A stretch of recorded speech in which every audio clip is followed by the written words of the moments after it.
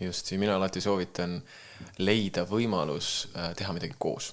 Nii nagu täna me oleme siin koos laua taga ja oleme seotud selle podcasti näol nagu võib-olla igavesti, siis see on ka selline, ma näen, et nagu sügav protsess enda sees näha neid võimalusi, et mida teha, et kas minna trenni, kutsuda kuskile sündmusele, teha mõnda sündmust koos, väga lihtne, või kaasata mingitesse oma projektidesse või olla valmis avatud minema kellegi teise, ma ei tea, kodu seina värvima, mis iganes. Kui näiteks teine jagab, et tahaks teha, aga ei ole aega energiat, on ju. Kuule, ma võin teha, ma olen teinud seda.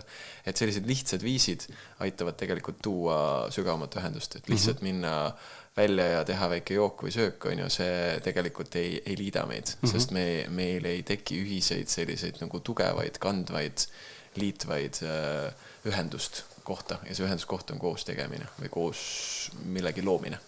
See loomise nagu energia on hoopis teine.